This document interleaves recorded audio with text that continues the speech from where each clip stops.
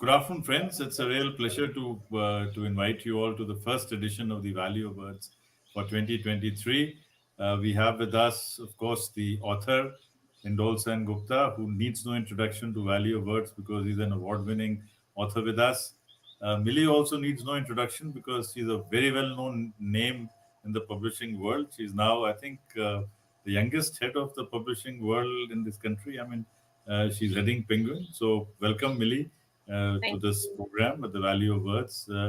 Milee belongs to Patna and she's graduated from Hindu College and has had a very distinguished career in the world of publishing. So we're very delighted to have you with us on the show. Shridhar Venkat heads the Akshay Patra, which is the largest feeding program in this country. And he's a monk and he's also a corporate entrepreneur, earlier with Webex. And he's also been at the Lal Bahadur Shastri National Academy of Administration, talking to the civil servants about how to manage such a large program. So we got about an hour with us, and we are very happy that we are joined by the clubs of the National Digital Library of India, which is an initiative of the IIT Kharagpur. We are very grateful to ONGC, Karwal Post, Coal India, Urbana, NAFID, and Green Panel for supporting these initiatives of the Value of Words. So, friends, very briefly, this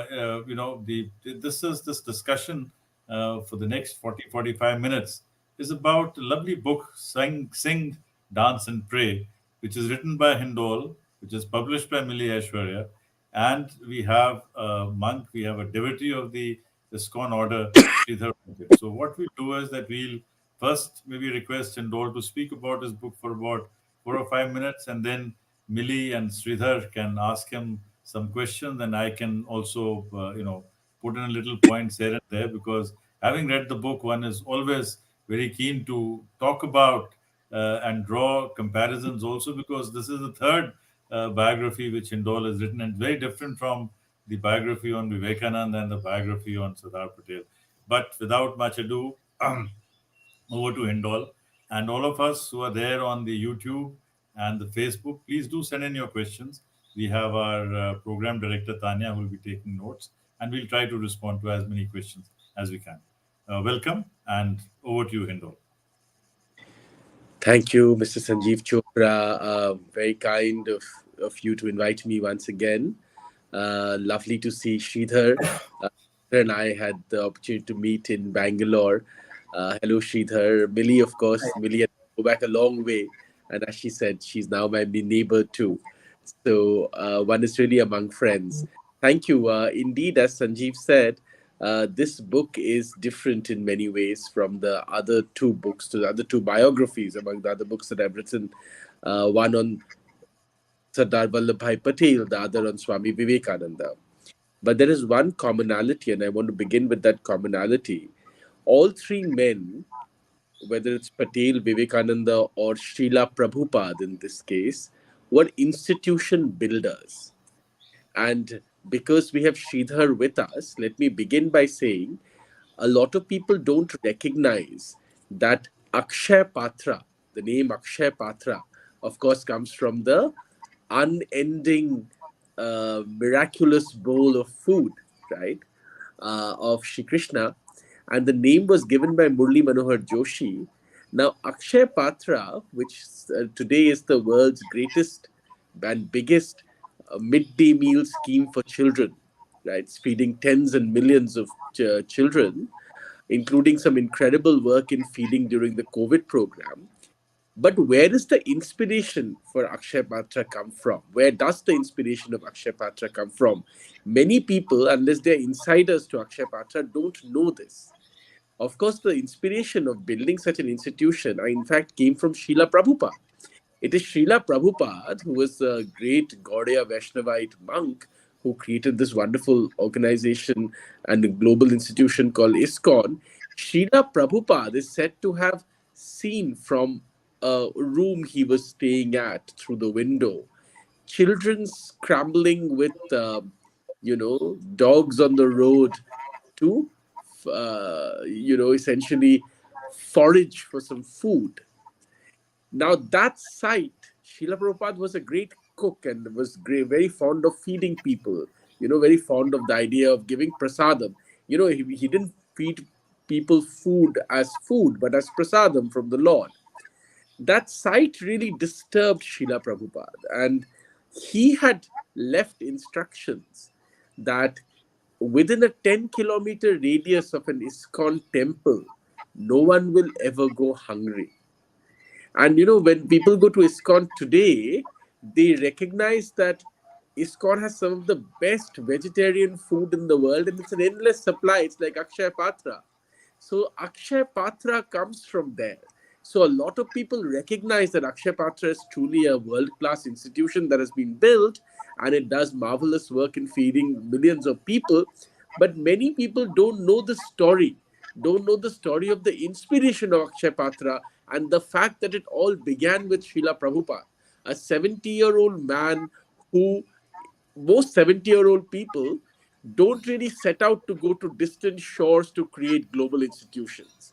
Srila Prabhupada went, on a cargo ship, had 2 heart attacks in the journey, landed up in America at the age of 70, and over the next 10 years, because he lived only till about 80, created a global institution with more than 100 temples built in his own lifetime around the world, and with followers like George Harrison of the Beatles and Allen Ginsberg, the beatnik poet, and so on and so forth. This is an incredible journey and an incredible story in many ways. In many places that I talk about this book, people ask me, but why did he go? This is a very good question. And you see, this is where cultural difference comes into play, and why not everything can be understood through a modern quote unquote prism. Because the real answer on why Srila Prabhupada went is because his guru had told him to go. But you see, to many modern audiences, so to speak, this concept they're not able to understand very well. And I think this needs to be underlined and reaffirmed that the only reason Srila Prabhupada could have easily lived on till the end of his life as a respected senior monk of the Gaudiya Vaishnavite tradition living in Vrindavan. But the reason he set out to do this incredible thing with no money, he only had about 40 rupees and a few sets of the books that he had written and self-published.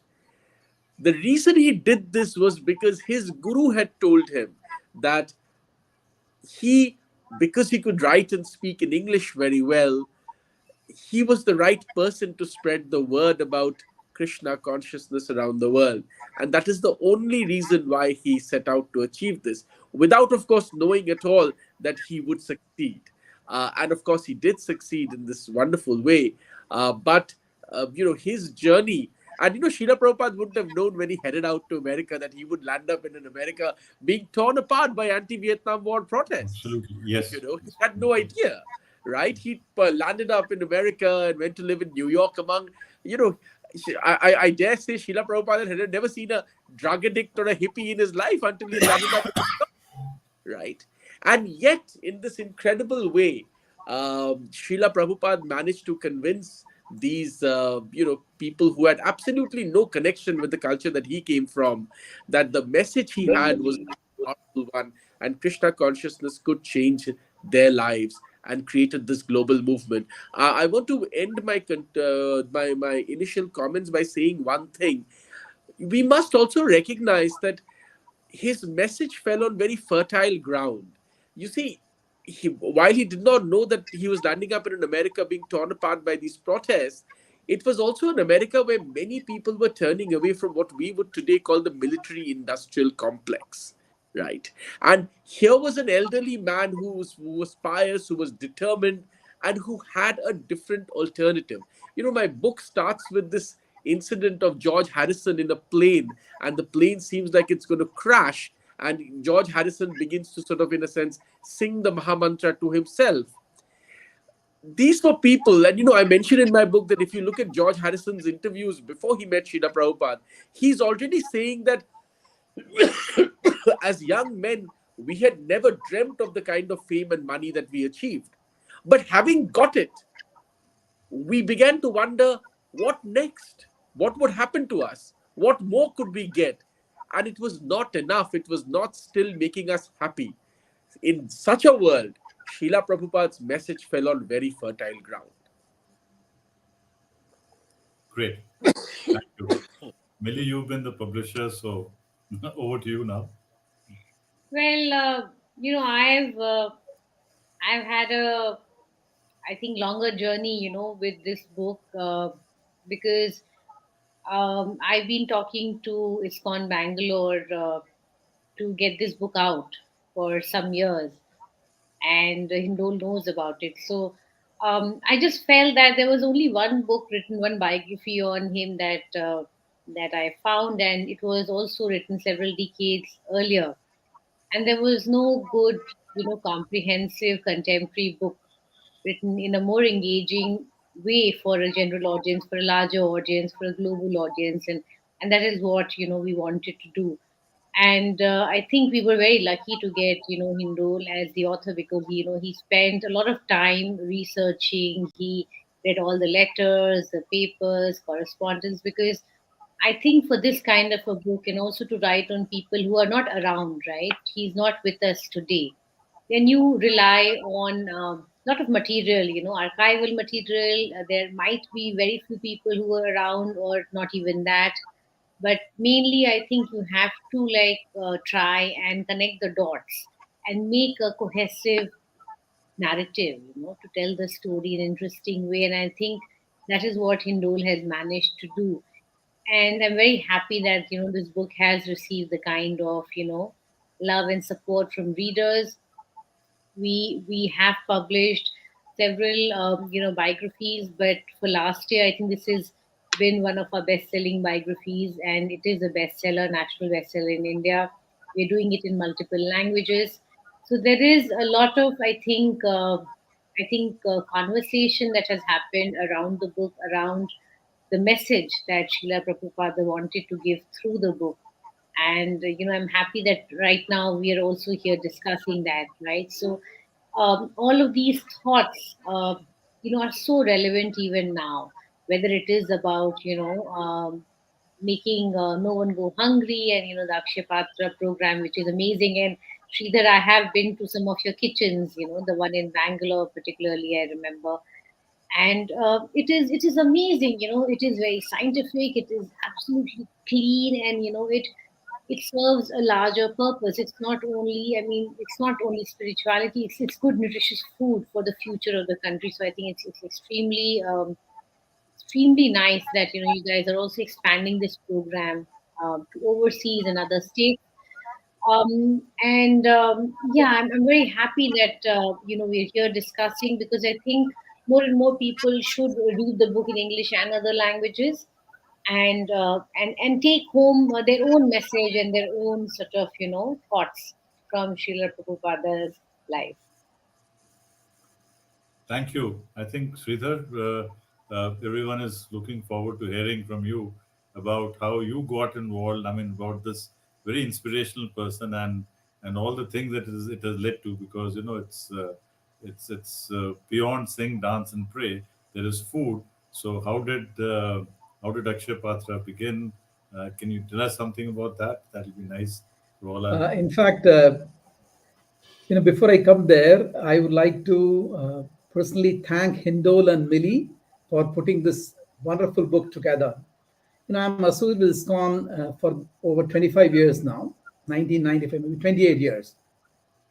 One burning question which I had always was, the world knows ISKCON, but a fraction of this world knows Srila Prabhupada. As Millie mentioned, maybe a decade or 2 decades back, there was a biography written by a devotee on Srila Prabhupada, but that was many years back. What Hindol and Millie have done today is to making it contemporary for the current audience, very engaging. So this is truly bringing one of India's foremost spiritual masters to the masses. I think it's a successful attempt, I would say, in making Srila Prabhupada known across the country and the world. So thank you, Hindol and Millie, for this initiative. As far as I'm concerned, I used to be with corporates earlier, as you mentioned, Sanjeev. But I was looking for purpose in life. And that's when Madhu Pandit Prabhu, who's the chairman of Akshay Patra, who's also a disciple of Srila Prabhupada, he said, Shridhar, why are you building empires for others? Build for Krishna. So that was about 17 years back, and it was like a moment of calling for me, and I said yes to him. After saying yes to Madhu Pandit Prabhu, I told my wife, and she also was a devotee of Krishna and disciple of Prabhupada, and we as a family are working here, and it has been truly inspiring. And if I have worked about 17 years in the corporate, 17 years with Akshay Patra, you can't describe this experience. And if one were to dissect Akshay Patra's DNA, as Hindol mentioned, it is purely inspiration of Srila Prabhupada that is making it happen. In fact, I joined Akshay Patra not because it's a feeding program, but because it is a program which is fulfilling the vision of Srila Prabhupada. So like me, there are many colleagues of mine who come from great backgrounds, Big Fours, many multinational companies who have left their jobs and they're coming and working here. Coming to Hindol's book, these 18 chapters, I think Hindol has made it so lively, it's so engaging. In fact, I vividly remember this chapter called I am nobody's guru, I am everybody's servant, where in San Francisco, one interviewer asked Srila Prabhupada, are you guru of Allen Ginsberg? One thing that strikes in Srila Prabhupada's persona, which Hindol has very nicely brought out, is his humility. And the second one, which I want to mention, is where Hindol has dedicated a chapter called Sami Krishna. Yes. First time I'm seeing in a book, which is a biography, where recipes are mentioned. So dal, chapati, khichdi. Yes. It is so nice because ISKCON is a kitchen religion. Prabhupada founded ISKCON on these fundamentals. He said, if you feed the people sanctified food, they will take to Krishna. And I think Hindol has very nicely captured it. But I have a question for Hindol. Hindol, it looks like you have been researching Srila Prabhupada and Krishna for ages, the way you have written this book. I want to ask you, in this last few years you would have researched, what transformation did it bring in your life? In this journey, what are the transformations which you have seen in your life, actually? No, this is a very interesting question, and this question has been asked of me many times before in many forums, and I think this is a very important question, Shridhar. I said when the book was released by the vice president in Delhi, it occurred to me that, authors, when they write books, or any creative person for that matter, but especially authors, maybe some authors feel that their books are going to change this, change that, change public mindset and this, that, and the other, government policy, public mindset, this, that, and the other. But, you mentioned humility, and I think, I've written 10 books, I have more books coming up and so on and so forth. But I think authors must admit at some point with humility that all they can ever hope to really change is themselves. You see, they may think that, oh, I'm changing this, I'm changing that. But if we had a, modicum of humility, so to speak, we would recognize and, tell ourselves that actually the only thing we are perhaps, can be certain of changing is ourselves, right? Because certainly the person who spends the maximum amount of time with a book is the author. Yeah. The reader reads it, maybe goes back, maybe doesn't, but the author spends the maximum amount of time with that book, right? And it is impossible for the process not to change the author. So if you ask me what has changed for me, Shridhar, for people who work in the, like you have worked in the corporate space, Sanjeev Chopra has been a great IS officer. He has run Labasna. Milee works in corporate too. People who work in institutions like this, I think it's very difficult for such people, including me. I used to be a business journalist and so on and so forth. it's very difficult for us to really understand the concept of Sharanagati. You see, we all like to say it. In India, we say many concepts, but I don't know how much we are able to apply any of this, right? Dharma, karma, everybody says. Now, the concept of Sharanagati, I think, is a very, very, very powerful and very, most people don't understand what it means. And certainly, most people cannot apply it. See, it's very difficult for us as quote unquote thinking, educated people who have done considerable work in each of our lives to really understand that we are, what happens in our life finally is the will of the divine. That it is Krishna's will that governs what finally happens in our life. This is not easy. People may say it, but this is not easy to accept, especially for quote unquote intellectually minded people, right? And certainly it is not easy for me. It never has been easy for me. You see, saying it intellectually and really understanding it, applying it, it's a big difference. I think through the process of writing this book, especially after taking up chanting, I find myself saying to myself, and I'll be honest, it's not like I'm always able to remember this, but whenever I get really stressed about something, you know, sorry, my apologies, I find myself reminding myself that finally I'm in control only that much. This, I would say, is the great transformation that has happened to me through the process of writing and completing this book. That I remind myself these days at regular intervals that I might be hurtling here, hurtling there, trying to do this, trying to do that. But what will finally happen is the will of the divine. Without the Absolutely. will of Krishna, all my efforts will only amount to so much. And that I would say, to me, has been a source of great strength and solace. Because once you accept it or start to accept it, you realize that it brings you great peace.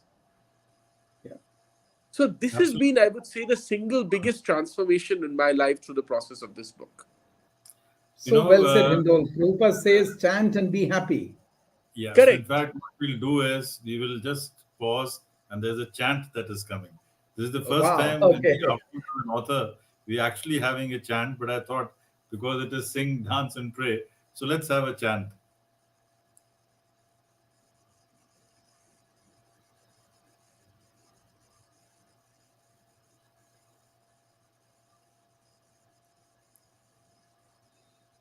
Well, there might be a technical itch, but as soon as it comes, I'll stop speaking. But Hindol, I think it.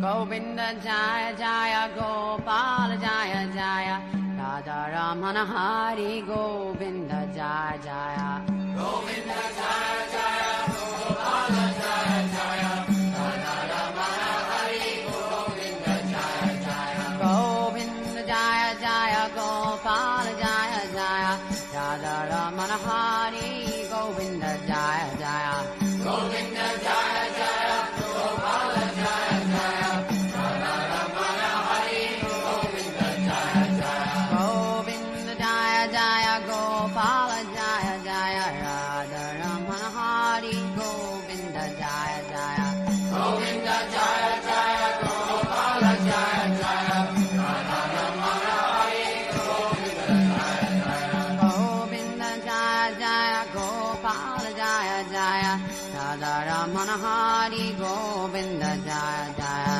Govinda Jaya Jaya Gopal Jaya Jaya Radha Ramana Hari Govinda Jaya Jaya Govinda Jaya Jaya Gopal Jaya Jaya Radha Ramana Hari Govinda Jaya Jaya Govinda Jaya Jaya Gopal Jaya Jaya Radha Ramana Hari Govinda. Oh, well, that was lovely. And for those of our readers, those of our listeners, this was actually George Harrison singing this for the first time, and this is what actually set this whole movement into motion. But before we move on to that, Hindor, I think it's you also mentioned that he was the successor to a tradition of literary giants. So I think it's time that you also told us about Bhakta Vinod Thakur and also about Bhakti Siddhanta Saraswat, because that's how this tradition of these very intellectually inclined Vaishnavite monks came, and their stress on reading and writing and publications. And you also mentioned this was the case of the empire striking back. So maybe tell us about the two of his spiritual predecessors and about the whole tradition of writing and publishing in all languages. Quite right.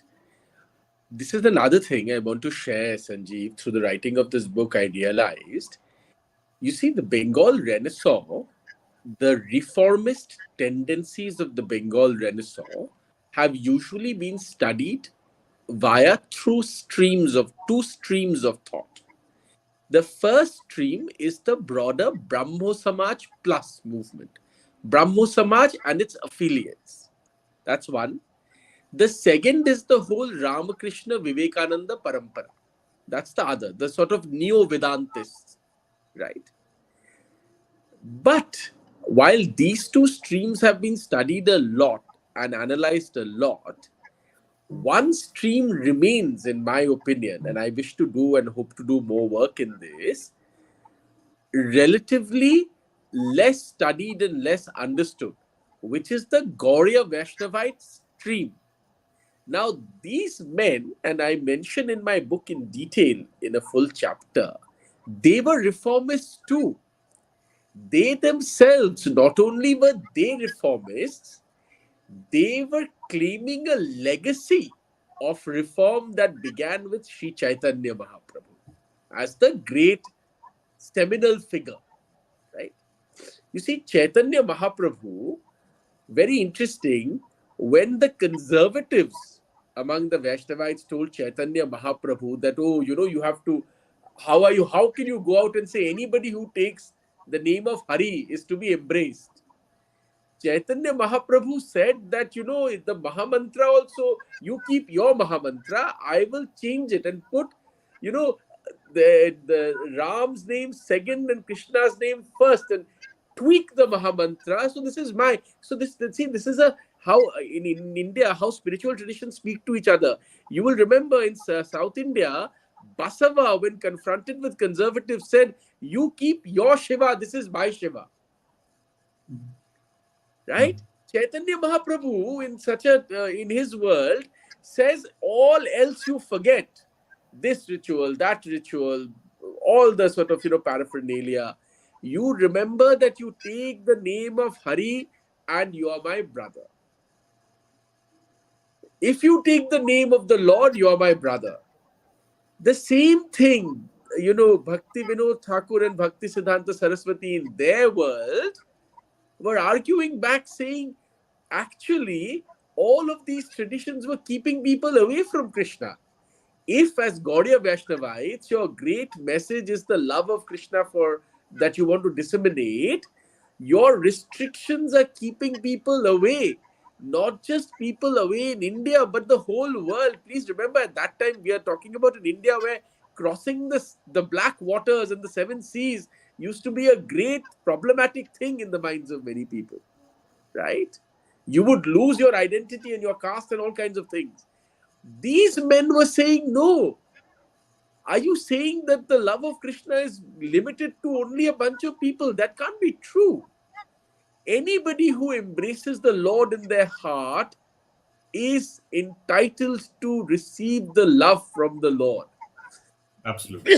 And because these men were able to read and write in English, quite like the Brahmos, they used those tools to spread the word. My apologies, I have a bad throat, but you see, Srila Prabhupada finally creates this massive publishing outfit. You take some rest. Meanwhile, we'll Yes. move on to Milee. And Yes, Milee can please. tell us about how interesting it would have been to get this book together. And all the pictures, so many things, and you have photographs of him with Dr. Zakir Hussain. You have photographs of him with Lal Bahadur Shastri ji. So it must have been a very interesting project, dealing with this book. So you can tell us something about the journey as a publisher and as an editor with this book. No, absolutely. I think, like I said, this book has been in the making for several years, and I think what I think both me and the people in ISKCON that I was talking to were very clear was that we wanted a global book. We didn't want a book written by, let's say, a devotee, and therefore the tone to be like very reverential. We wanted Yeah. like a more, like, we It's not wanted a somebody who was, hagiographic book. yes. So it was not some. It's a We well wanted something referenced book. that could openly, right? Like openly bring out, not be scared to write freely about a lot of episodes in his life, write about people, important incidents, and so the approach was going to be slightly different. We also were very clear that we wanted a global kind of an approach, because the message of ISKCON is universal, and that's why it's traveled so well, and there are millions of followers across the world, and it's very easy to understand and follow. The third thing that I also emphasized on was to get an Indian writer, because there are these traditions like Hindol just spoke about, the Gaudiya tradition, or the Chaitanya Mahaprabhu tradition, the Guru paramparas that we've had, and some of these I think, like, are understood by by people who've seen it around, like who've grown up with some of these things. So I think the basic understanding of these values and sensibilities was also very important. So I think the combination is what we found in Hindol, and like I said earlier too, we were very lucky to find him. And he spent almost a year researching. There were a team of other people also helping with finding interesting material, the pictures that you just mentioned, because we got a lot of nice pictures from US, because he spent so much time. I think the organization that he built there, from California to other places. So a lot of these materials we found along the way to build the narrative and to tell the story of Srila Prabhupada. We also, if you notice in the book, the title is interesting. It's like, it's Yes. not a very straight title. It's called Sing, Dance, and Pray, which is the key messaging.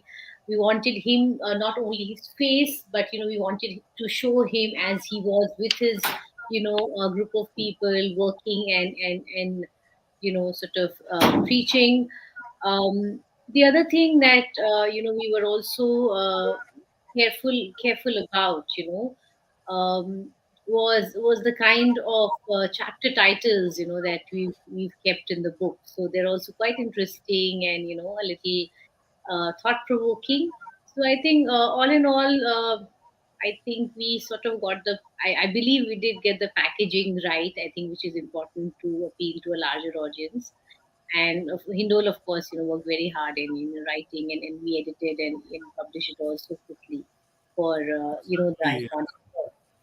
I think just to share with the readers the titles, I mean the chapter titles, whether it's the reluctant pharmacist or rotten politics or the Sami Krishna, they're all very interesting titles, Yes. and it's a great book. You can finish it in one go. In fact, that's the best that you can say. It's a wonderful book. Sridhar, tell me, I mean, you've actually been able to spend time with Srila Prabhupada or with some people who actually worked with him, uh, Sridhar, So you're asking me how was my whether you experience with? yeah, No, no, your no, no. I have not seen Srila Prabhupada. I follow Srila Prabhupada, and I work. My boss or my chairman is a monk, and in fact, the vice chairman of Akshayapatra are monks, Sri Madhu Pandit Prabhu and Sri Chanchalapati Prabhu, and they they, are ardent disciples of Srila Prabhupada.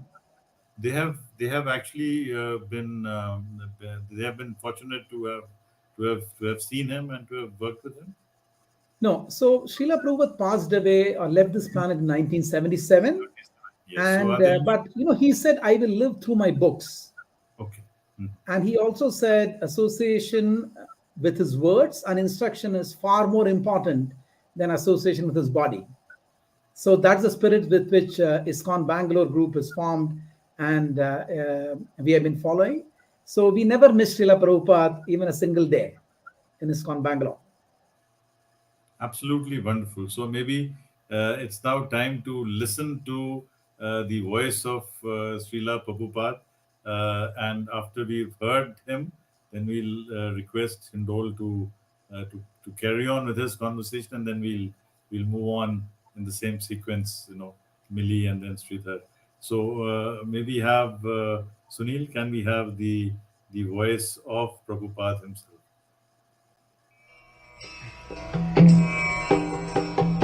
Vandeham Shri Guru Shri Juta Padakamalam Shri Gurum Vaishnavanshan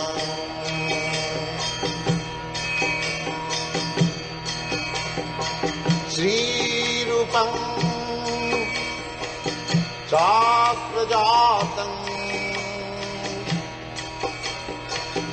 Sahagana Raghunathanvitam Tvam Sadivam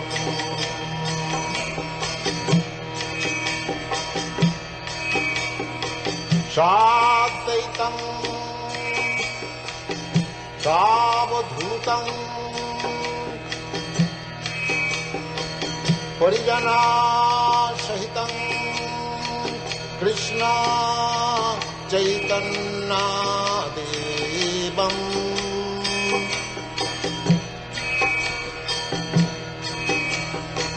Sri Radha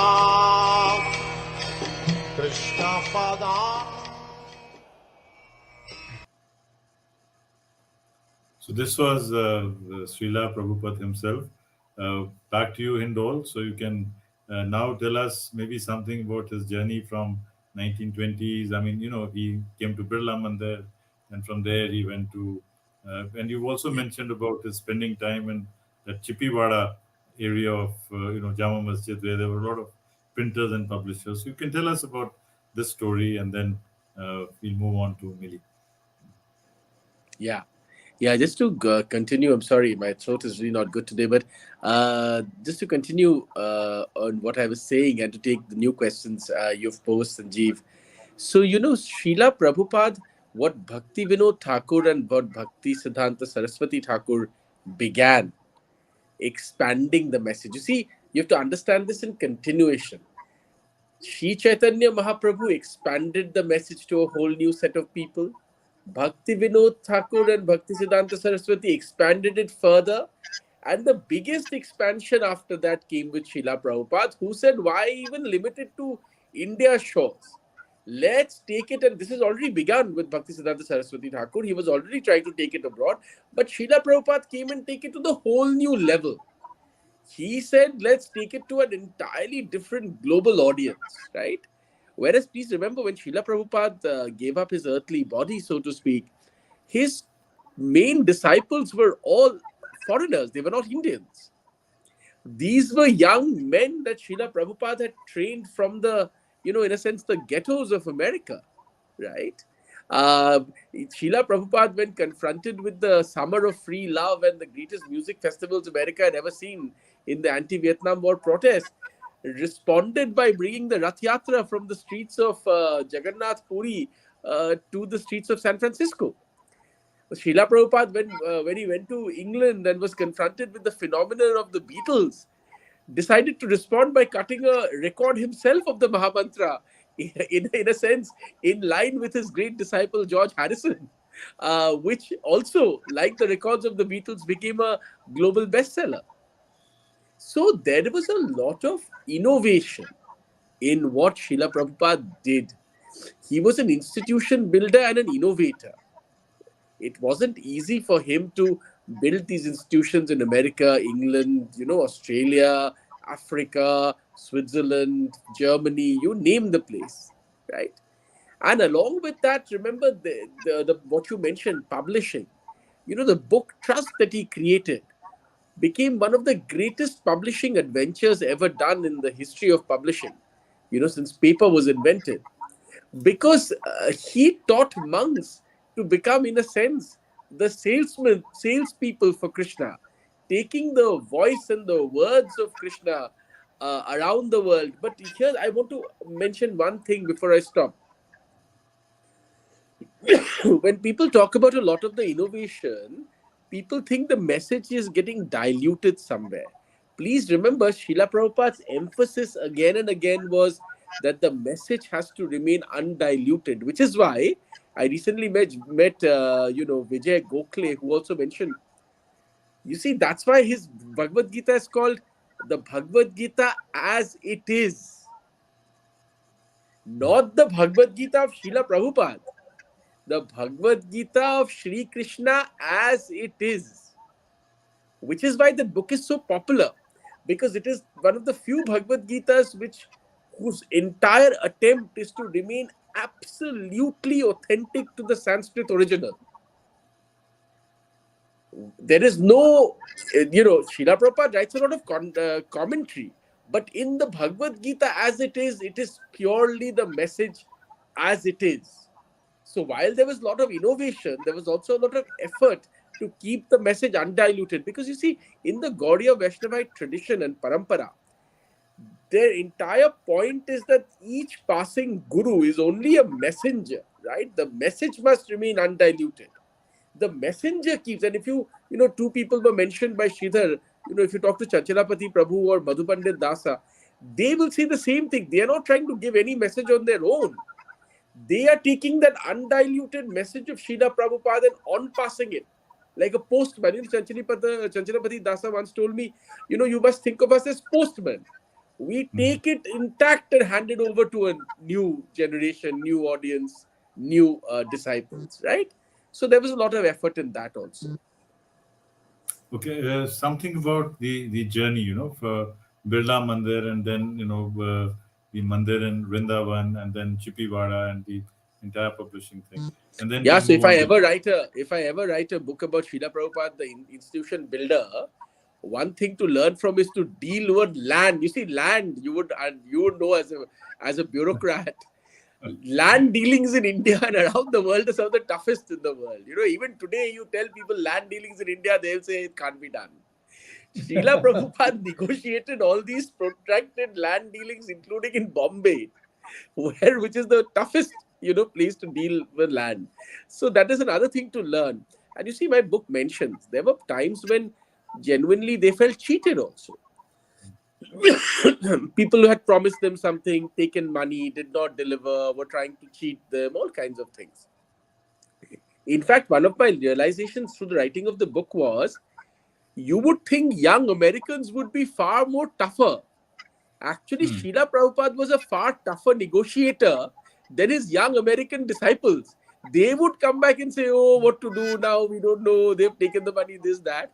Srila Prabhupada would tell them, including in letters, I told you, this man is not to be trusted. You don't give him a single penny more. You tell him, not a paisa more until we get. So imagine this man is 75, 76 years old, and and also considering that he had failed all his businesses. You Indeed. mentioned that, all the businesses that he started, he failed, and yet he was so Exactly. successful in doing this. Okay, there's a question for you, Milee. It's come from the audience. It says that it's a question for the author and the publisher. What kind of cultural impact do you think this book is going to have? I think it's an interesting question because there are a couple of things that we're trying to do with the book.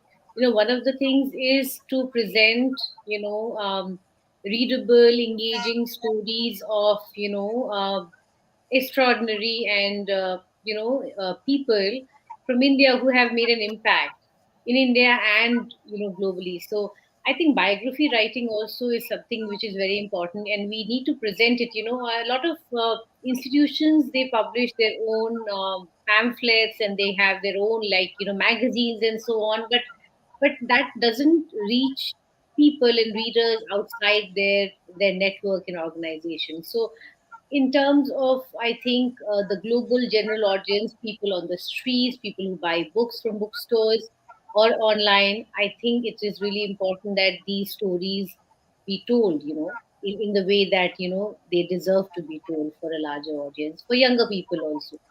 So that, I think, is very important. And the civilizational history of India, which also Hindol talks about often, which is also something that comes to light through the lives of these people, and how with very little they managed to achieve what they did.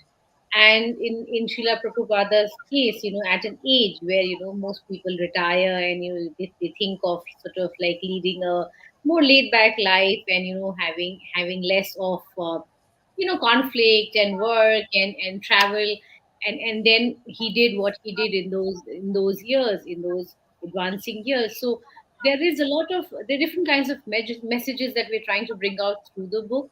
One that there is so much to learn from our culture, our people who have come before us, and the messages are still relevant. The other thing is that there is never too late. It's not never too late to start a new thing. And like in case of Srila Prabhupada, he had a family, he had a business, and then he did this extraordinary thing in his 70s later in life. So I think when you feel that you want to do something, you should do it with your full heart, mind, and soul energy. And I think the results will be there for everyone to see. It's certainly very inspiring for all senior citizens, Certainly very inspiring for us to know that a lot can still be achieved. There's a question for you, Shridhar. That question is a young fellow at the NDLI wants to ask you, which are the top 3 to 5 leadership qualities required to see the community transformation, or in Akshaya Patra that you've seen for yourself, and how is that related to the ISKCON mission? So, in Akshaya Patra, as I mentioned, Srila Prabhupada's the inspiration. As Hindol rightly mentioned, the genesis or the visionary seed of Akshaya Patra came from Srila Prabhupada. So in Akshaya Patra, a couple of things which helped us take pole position. One is missionary spirit and professionalism. Typically, what happens when there is a small organization, there is a lot of missionary spirit and less of process and systems and professionalism. When you grow, professionalism takes over and missionary spirit comes down. But Akshaya Patra has somehow managed this confluence of missionary spirit and professionalism. That is number one. Second is, missionaries also bring in, I have heard from my chairman once in my initial years in Akshaya Patra, when you're selfless, your ability to take risk is infinite. So that also has helped Akshaya Patra scale up. Third is, of course, our public-private partnership. We are implementers of the government program. In fact, Srila Prabhupada himself said we should partner with the government in this mission. He said, you feed the world, you can conquer the world. Mm-hmm. And so these are some of the aspects. And Akshaya Patra also has an employee-first attitude or approach. We are a great place to work, certified for 7 times in a row. Our pride index is 92, which is probably among the highest in the country. And all this comes from the missionary spirit Srila Prabhupada instilled in ISKCON and thereby in Akshaya Patra. So I think the key words here are that, if you can combine the missionary zeal along with professionalism, this can be actually the guide to a great organization. Absolutely. Another thing, Sanjeev, an organization like Akshaya Patra, thanks to Srila Prabhupada, gives purpose to a youngster. 99% of the world is without purpose. Someone who works in Akshaya Patra has a purpose in life, and of course, you get paid. Okay, that is absolutely true. Milee, there's a question for you. They're saying that audiobooks or animated series for young adults on the same theme. Is there some plans on that? Or it's a suggestion that you should have plans for that in case it's not in the offering? No, absolutely. I think audiobooks is something that we're definitely looking at. So that should be released soon.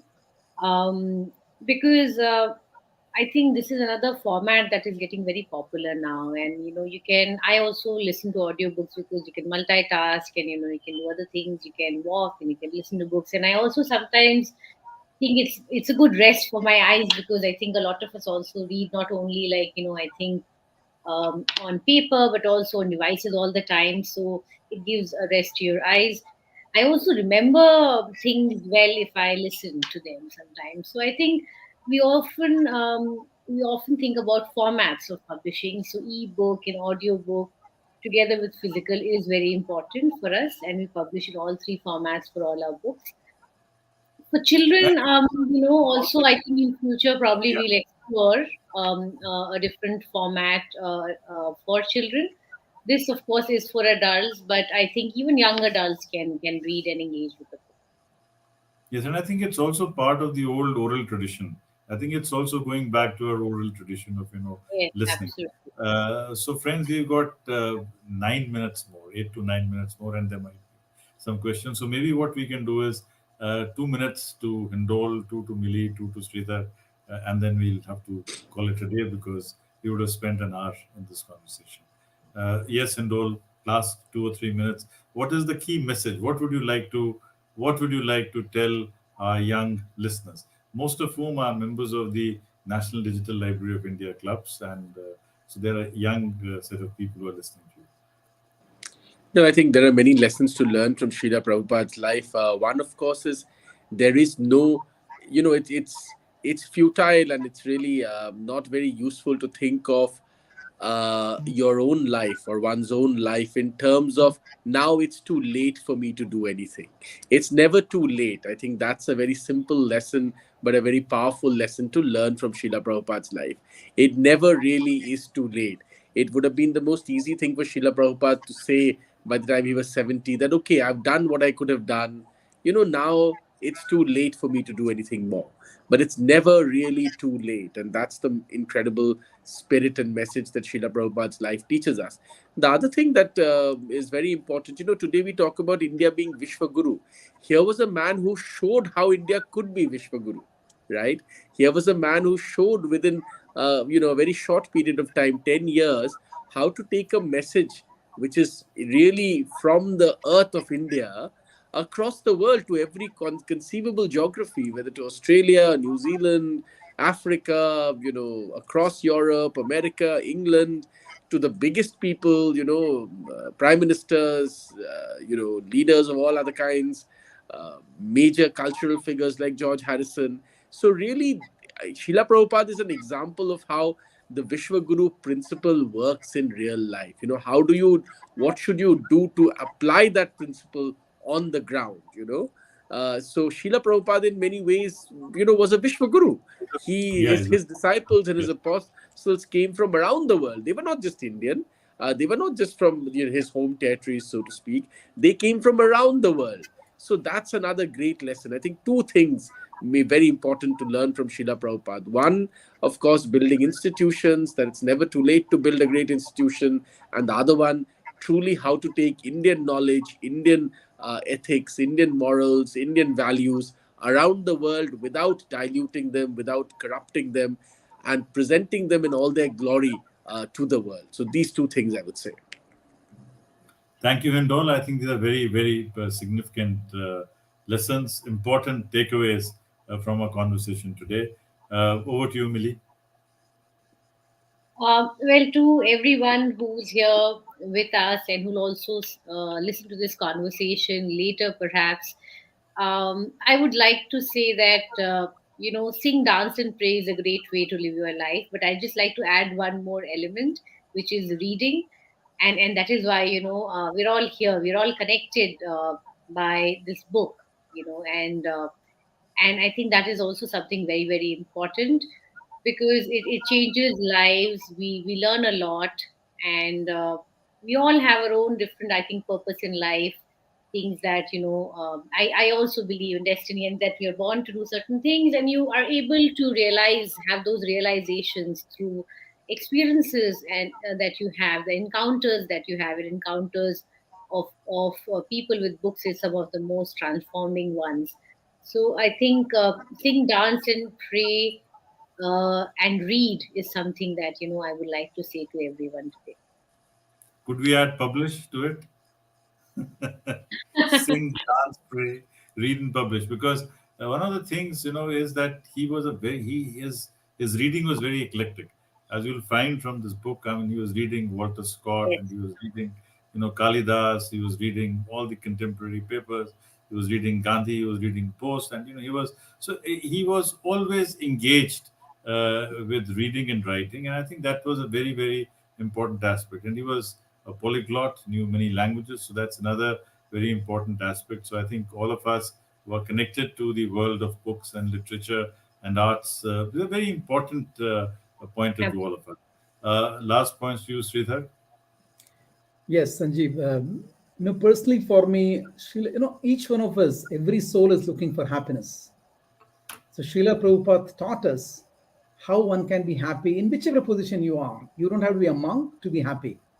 You need to just bring in Krishna in your life, in the disciplic succession, the formulas given by the spiritual masters, and you can be happy. Second is he gave goal of life. 99% of the population, as I mentioned, lacks purpose and goal. Prabhupada taught us what is the goal of life, what one needs to do, whom to serve, who is God. For example, Krishna was not known to the West the way it is known today, thanks to Srila Prabhupada. So that is the second point. Third is I would like to pick up what is there in Hindol's book. If you want to be on the path of self-realization, please read, sing, dance, and pray.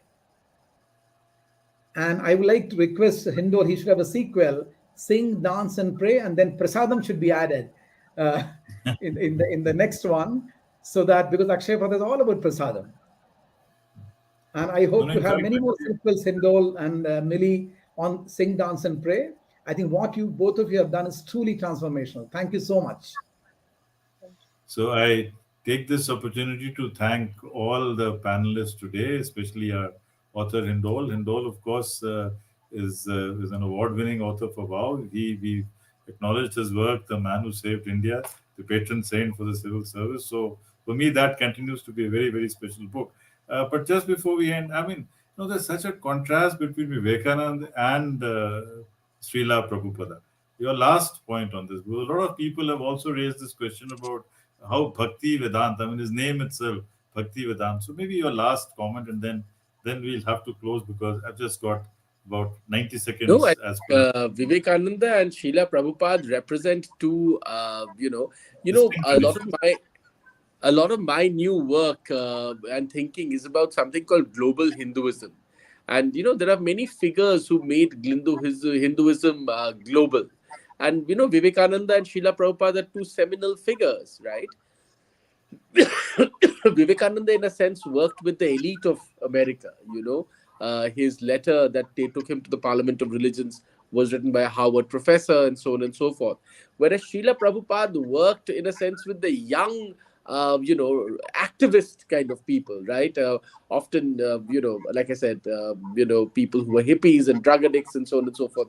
So they represent, in a sense, and Vivekananda was very young when he went to America. Whereas Srila Prabhupada was considerably older when he went to America. So these are the two poles, in a sense, of the story of global Hinduism. You've covered both, so that's great. Yeah, so and, thank you, Hindol. And what we'll do is we'll close with a rendition by Janvi Harrison, and we'll end our session with yet another chant. And I won't have the chance to say thank you to you again, but thank you very much, Shridhar, Milee, Hindol, and thank you to all our listeners, and thank you also to Sunil for managing this technical background work so well. Thank you also. Thank you very much for having us. Thank you. Thank you, Sanjeev. Thank you, Milee. Thank you, Hindol. And now we're going to listen to Janvi Harrison. Sure. Hare Krishna, Hare Krishna, Krishna Krishna, Hare Hare, Hare Rama, Hare Rama, Rama Rama, Hare Hare.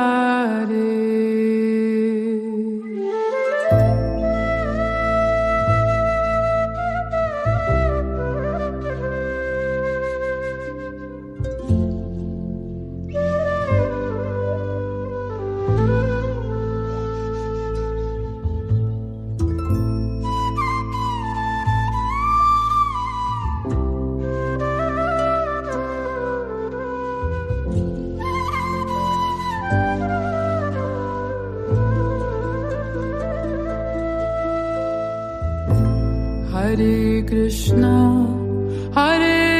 Krishna, Krishna Krishna, Hare Hare, Hare Rama,